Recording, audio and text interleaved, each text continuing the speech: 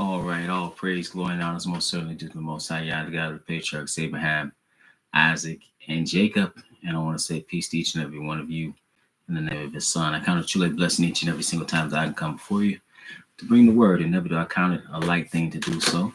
And I was just looking through the comments, and as I was looking through the comments, I was noticing some questions. So I just felt that I should address some questions.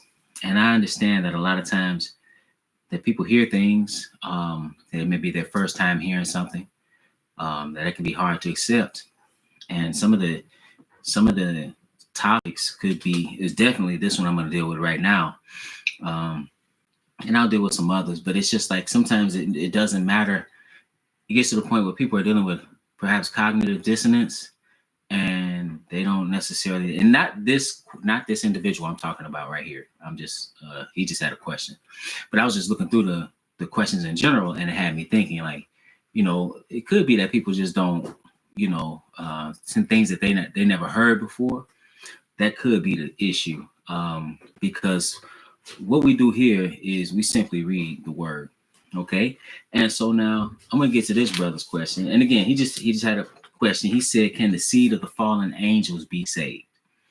Okay. So now the question is, when I first read it, I was like, oh, is he asking, and again, there was so many questions. I scanned through it. He said, can the fallen angels be saved? That's what I thought it said at first. And I had in my head, how to address that question. But then I looked at it again. I said, oh, he said, can the seed of the fallen angels be saved? So what is that referring to? And well, let's go to Genesis, the 6th chapter, because it is here that you get the notion of, many come up with the idea. And this is a very debated topic. So this is our position. So, it's one thing. At the end of the day, you have to determine what you believe, and you have to live by that and die by that. That's on you. And you should at the very least be seeking wholeheartedly truth. So, but nevertheless, here is where you get this notion that the fallen angels, meaning those angels that fell from heaven, that they are the ones that had a seed. Okay. Now, first off, that's problematic because the fallen angels, even though, they wouldn't be called the sons of God. Okay. Yes, the angels are referred to as the sons of God, but you can infer that title was no longer the case once they fell, because you had a third. So it's this notion that these right here we're going to read about are the same ones that you read about in Revelation, the 12th chapter. Let's read that real quick before we read Genesis. Let's go to the end of the book, Revelation, the 12th chapter, and we'll pick it up here, because here is when Satan, just like he did on the earth, he deceived in those in heaven. It says, and concerning him, and in verses Revelation 12 and verse 4, it says, and his tail drew the third part of the stars of heaven, and they cast him to the earth, and the dragon stood before the woman, which was ready to be delivered to devour her child as soon as it was born. So, and it said, let me read verse 3 so we can know exactly who this is talking about if there's any question. And there appeared another one in heaven, and behold, a great red dragon having 7 heads and 10 horns and 7 crowns upon his head.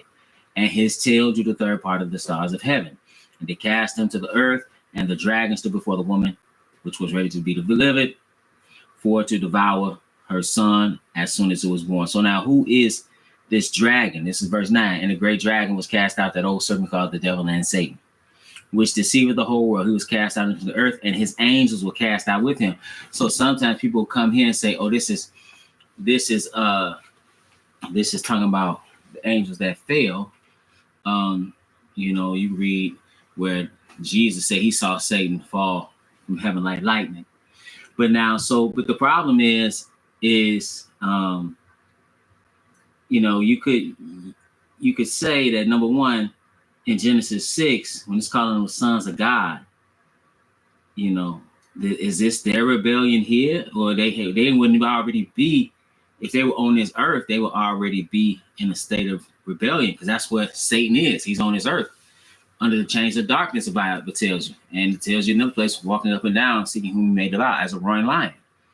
But now this is Genesis, the 6th chapter, verse 1. It said, and it came to pass when men began to multiply on the face of the earth, and daughters were born unto them, that the sons of God saw the daughters of men that they were fair, and they took them wives of all which they chose. Now, who are these sons of God?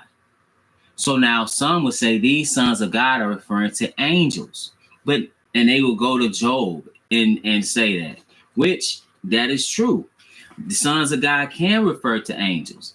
Let's go to Job, the 1st chapter, Job 1 and verse 6.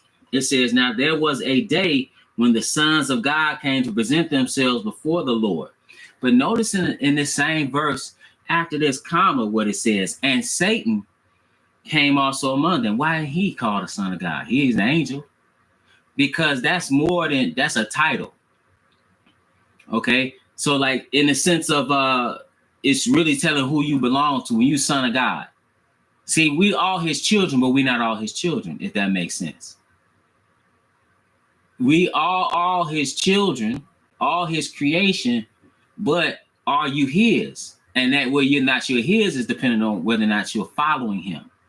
So yes, this is referring to angels, but notice the distinction. He makes a complete distinction between the sons of God and the angels, and then Satan. And notice, just a side note, because I said this, I alluded to this, that he's on his earth. And the Lord said unto Satan in verse 8, and the Lord said unto Satan, hast thou, verse 5. I'll pick it up, verse 6, I'll pick it up there. Now there was a day when the sons of God came to present themselves before the Lord, and Satan came also among them. And the Lord said unto Satan, whence comest thou? Notice what he said. Then Satan answered the Lord and said, from going to and from the earth, and from walking up and down in it. So you can go to 2:1 and see this. You can, it's at various places in Job, several places in Job where you can see that. And here we see the sons of God are talking about angels. But is that what's being talked about here in Genesis? Let's go read this again. So in Genesis 6, now there's multiplication of man on the earth. And then it says in verse 2, now we're talking about the multiplication of man. Then it says that the sons of God saw the daughters of men that they were fair. So the question is, who are these sons of God? Well, we're going to get there. We're going to do this thing slowly. It said, and they took them wives of all which they chose. So now whoever these sons of God are, they are taking wives. They are marrying women. Okay. But any women, it says the daughters of men. So now that is a distinct difference. Why not say the daughters of God? You got sons of God, because these women, it's like this is speaking to who they serve, really. And let's keep reading. It said, and the Lord said, well, I'm gonna pick it up in verse 4, because in verse 3 he talks about the shortening of man's lifespan. But then in verse 4, this is where people say, well, these are angels, right? That's sleeping with man. It says, there were giants in the earth in those days. Wait a minute. It's just telling you that there were giants in the earth. Okay. Then it says, and also after that, when the sons of God came in unto the daughters of men, and they bare children to them, the same became mighty men, which were of old, men of renown. So one thing, you have some giants and you have some men of renown. Now, renown is not necessarily a word you hear every day. Renown is like you can be famous. Like, for example, Elon Musk is renowned. Donald Trump is renowned. Joseph Biden is renowned. Or President Biden, President Trump. President Barack Obama is renowned. The leader of Russia, Vladimir Putin, is renowned. So these are examples of people who are renowned. LeBron James is renowned. Bill Gates is renowned. Okay, these are people that most people or many people know about. But now let's go to Genesis 13. Not Genesis 13, but Numbers 13. Numbers 13. Because the reality is that just because you are a giant or have somebody that's a giant, or just because somebody's renowned, that doesn't mean that that's a direct result of somebody sleeping with angels. This is Numbers 13, and let's pick it up at verse 33. So now this is when they spied out the land. Notice what it says here.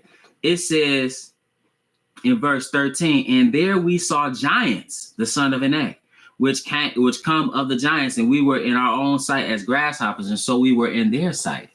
So now, does that mean that they some angels slept with men to make these giants? No, they just large. That's just as far as stature. You got to be real careful about the things you say today. So, and I give an example of this. I was talking to a brother last. He's a young man. He played college basketball, and he was talking about one of his teammates from the Sudan. And I asked him. I said, "Yeah, he's pretty tall, huh?" You know, because I knew that people from that region. I said, "That's one of the tallest people in the world." He said, "Nobody in his family is under." No male is under 6'9". His mother was 6'5", and his teammate was 7'3". And so that those are giants. Okay, when you look at the description of Goliath, the one that David slew, right? That's a giant. Okay, but now, so you don't have to have. You look at the NBA right now. It's the playoffs, and everybody a bunch of giants. Okay. Let's pick it up at Numbers the 15th or 16th chapter, because again, now these are amongst the Israelites. Notice what it says here in verse 1. It says, "Now Korah, the son of Ishar, the son of Kohath, the son of Levi." So you have some Levites. It says, and Dathan and Abiram, the son of Eliab, and On, the son of Pelah, sons of Reuben, took men. Verse 2. "And there rose up before Moses with certain of the children of Israel 250 princes of the assembly." Now, these are Israelites. It says, "famous in the congregation, men of renown." Just well known. So just again, we can't just jump out the window, so to speak, and say because they said, the sons of God, that meant that they were dealing with, that these are dealing with angels dealing with, these are angels dealing with women. Okay. We would contest that notion and say that this is talking about something entirely different. And these sons of God are actually talking about men. And we'll see how men can be referred to as sons of God. So you just have to know it's sons of God, hell, heaven, spirit. You have to be very specific because it can mean a number of things in the Bible. Let's go just like let's go to Matthew the 22nd chapter, because this is something that Jesus said. When the Messiah said this, this, you relate this back to what's in Genesis, it puts something on your mind. Now these Sadducees came unto him and they gave him, they tried to trip him up. Okay, so they didn't believe in the resurrection. Okay, which speaks to why they asked the question in which they did. It says in Matthew 22 and 23, because we're going to read it and we'll see what he says. You can gather some insight about the subject at hand.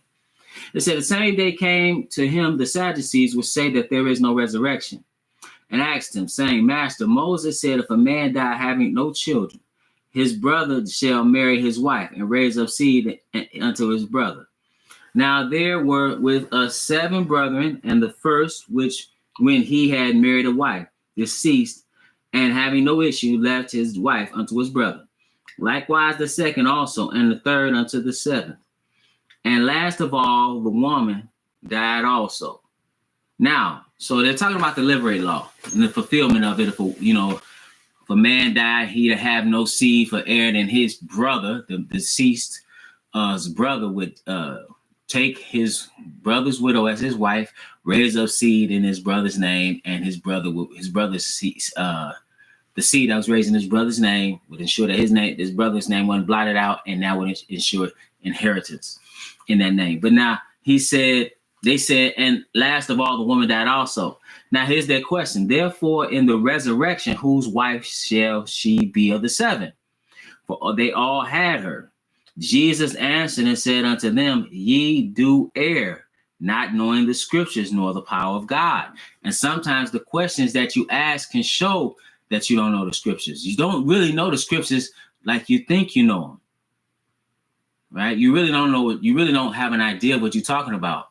Because like, I'll give you an example. Somebody said, we preach that other people of other nations can't be saved.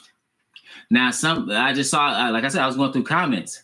One of the comments of some of the videos, one of the comments said, I haven't even listened to the video. I'm only a few minutes in, but I know that can't be right. Only Israel can be saved. That's 100%. Well, first of all, you shouldn't really comment on anything if you haven't listened to it. That's not wise to do. Okay. Secondly, you have to ask yourself the question, why did Israel come out of Egypt a mixed multitude? Why do the scriptures talk about other nations being saved? I'm not talking about the New Testament. I'm talking about the scriptures. So you don't know the scriptures, by sometimes statements that you make, and it's evident that you don't know the scriptures by the questions that you ask. Okay. So he said, Jesus answered and said unto them, ye do err, not knowing the scriptures nor the power of God. Notice what he says here in verse 30. For in the resurrection, they neither marry nor are given in marriage, but are as the angels of God in heaven. So he's saying the angels of God in heaven, or the sons of God, don't marry. They don't marry. Right? So they don't marry. So then it can't. So he's called. Someone said, well, that's talking about the fallen angels. He not calling the fallen angels sons of God. Just like in Job, even when people say, well, you see, we say the sons of God, he's talking about angels. Those are righteous angels. But then he makes a distinction with Satan. Now, the question is, again, in Genesis, who is he talking about? In Genesis, when he said that the sons of God saw the daughters of men, that they were fair, and they took them wives all which they chose. He's talking about man. Now, let's go to Psalms, the 82nd division, to see that man can be referred to the sons of God. And if it's talking about the proliferation of mankind, it would seem fitting that he's talking about human beings. Okay. And really spiritual beings are not laying with man like that. To put it into perspective, when you look at just for example, when you look at the creation, when you look at the agriculture, the seed, everything in it, seed within itself, everything after its kind, right? You saw that with the beast, everything with after its kind, male and female. Now, when it comes to human beings, if he wanted to reproduce, why he didn't just make a woman and then reproduce with that woman? Because that's not how he reproduced. He is spirit. So he made a male and female in his image. He made a man in his image and his likeness. He made them male and female, right? But then you are to do what? You are to become what he is. How? The seed that he had with you is here, which is his word. We are begotten by the word, not by something coming into a want. That's not how that works. Okay. But now let's pick it up at Psalms 82. Psalms 82 and verse 1. Now notice what it said. It said, God standeth in the congregation of the mighty, he judged among the gods. So the words here, Elohim. So now that Elohim can be, we actually could be talking about one. We could talk about the Father and the Son together as Elohim, because that's plural intensive. Or you could be talking about a ruler amongst men. So now notice what he said. How long will ye judge unjustly and accept the persons of the wicked? Defend the poor and fatherless. Do justice to the afflicted and needy. Deliver the poor and needy. Rid them out of the hand of the wicked. Then he goes on to say, they know not, neither will they understand. They walk on in darkness.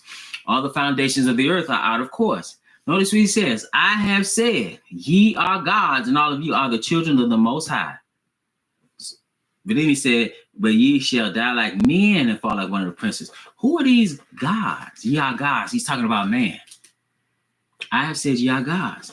See, let's go to Galatians. So when you understand that that's talking about these sons of God can be talking about man, then that should at least make you consider some things when you read in Genesis 6. But now this is Galatians, the 3rd chapter. Notice what it says here, because again, we are his children. But then you see how, though. Genesis 3:26, for ye are all the children of God, they say by faith in Christ Jesus. For as many of you as have been baptized into Christ have put on Christ. Then he goes on to say, just a side note in relation to what I was talking about earlier, there is neither Jew nor Greek. There is neither bond nor free. There is neither male nor female, for ye are all one in Christ Jesus. And if you be Christ, then are ye Abraham's seed and heirs according to the promise. Right? But now, so he said, you Abraham's seed. Well, let's go read that. Let's go to John, the gospel according to John. The gospel according to John, we'll pick it up in the 8th chapter. Notice what it says here.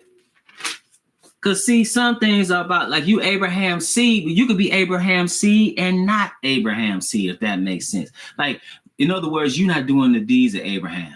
You're not following the example of Abraham. You can be a son of God. I mean, or you could be in the sense that you could be the child. We are his children. We're his offspring, but you're really not his child because you're not doing what he said. You're not a real son. It's kind of like you could be in a position, but not operating in that position appropriately, and that title be taken from you. So now this is John the 8th chapter. It says in verse 33, because he's going against those that are constantly coming against him. They answered him, we be Abraham's seed, and we're never in bondage to any man. How sayest thou, ye shall be made free? Because he told them, and ye shall know the truth, and the truth shall make you free. Now, how these Hebrews or Negroes could talk about they ain't been slaves? No, you've been a slave. Israel was constantly in and out of captivity, in and out of slavery, and in slavery in this very day, in this very hour. But he went on to say in verse 39, they answered and said unto him, Abraham is our father. Jesus said unto them, if ye were Abraham's children or his seed, he said, ye would do the works of Abraham. So he can't, now he's talking to Israelites, so he can't be talking like they're not physically his seed or from the loins of Abraham. He's talking spiritually. You understand? So that's how you could be of Abraham, but not of Abraham. Just like man made all of us, black, white, all colors, out of one man and one woman. But you only have some that are really his child. So he says, if you were Abraham's children, ye would do the works of Abraham. Now I'm going to pick it up at verse 44, because he's going to tell them who this child they are. He said, ye are of your father, the devil, and the lust of your father ye will do. He was a murderer from the beginning and abode not the truth, because there's no truth in him. When he speaketh a lie, he speaketh of his own, for he is a liar and the father of it. He deceived the whole world. The deception of the world began in the Garden of Eden. He deceived those angels in heaven. He led them astray. But he said, and that's your father, even though they came from the loins of Abraham. So when you're looking at Genesis 6, understand that he's talking about man. That's what he's talking about. This to show you another example of this, because you could be his child. Notice what it said here. Now we know that what we call Jesus in English is the only begotten son, right? But then he said something else, only begotten son from the dead so far. He said, and Jesus said unto her, touch me not. This is in John 20:17. It's right after his resurrection. He said, touch me not, for I'm not yet ascended to my Father, but go to my brethren. Wait, he got some brothers? Then it said, who is that talking about? He's talking about the ones came out of me. He's talking about his disciples. And he said, and say unto them, I ascend unto my Father and your God, and to my God and your God. Now, if he is the son, and you got some others that are his brothers, what does that mean? They the sons of God. You understand? Just like what we read earlier, the children of God in Galatians. Or he said, ye are the sons of God in Psalms, the 82nd division. Let's go. So now when you read Genesis 6, what is that talking about? Let's go back there and read that again. Genesis 6. And again, I know it can be contrary to maybe what people are being taught, but you have to take some things into consideration, and mostly the word of Christ. When we say the angels not married nor are given in marriage, but as the angels in heaven, like the rose and the resurrection, are not married nor are given in marriage, but like the angels in heaven, they don't do that. So now it says that in verse 2 that the sons of God saw the daughters of men that they were fair. So who are these sons of God? These are righteous people. Righteous men. Who are these daughters of men? These are unrighteous women. How do you know that? Because at this time they had two lineages. You had Abel and you had Cain. Abel was righteous, Cain was unrighteous. When Cain killed Abel, that cut off that righteous lineage until the birth of Seth. Then you had Enos. Then you had those who they had a separation. Even then, you had those who were righteous, and then you had those of the unrighteous, where the righteous started dealing with the unrighteous. The righteous men started dealing with unrighteous women. That's what took place. Let's go to 2 Corinthians. And what you have, that was the first example of being unequally yoked. See, the story is not, what you should be getting out of that is not that, hey, angels can't sleep with, angels, the consequence of angels sleeping with women, they don't do that. What you should be getting out of that is you don't need to be unequally yoked. And that's his 2 Corinthians, the 6th chapter and verse 14. He tells you, be ye not unequally yoked together with unbelievers. But what fellowship hath righteousness with unrighteousness? And what communion hath light with darkness? And what concord hath Christ with Belial? Or what part hath he that believeth with an infidel? None. Last place, Deuteronomy the 7th chapter.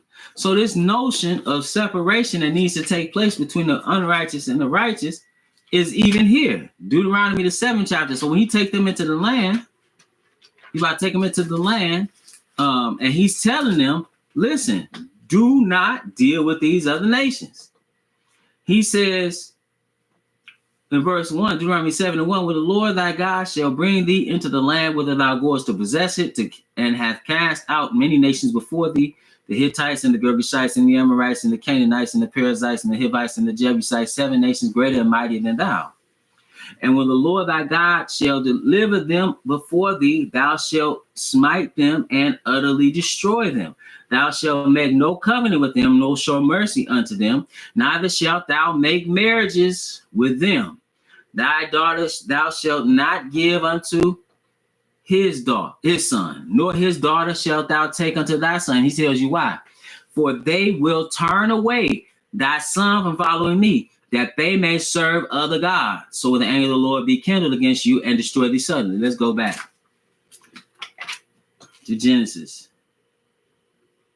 So it's not, that's why, you look at it after you read in the next verse, in verse 5 of Genesis 6, then it goes on to say, and God saw that the wickedness of man was great in the earth. Why? Because the proliferation of not just man, but now wicked man. Because there's been that intermingling. And that's the intermingling. Not that it is some, because that whole notion of you having some titans, or you having some man a God sleeping with a man, or with a woman, excuse me, or something like that. That's Greek mythology. That's not Hebrew. He's not telling you that. He's not telling you that at all.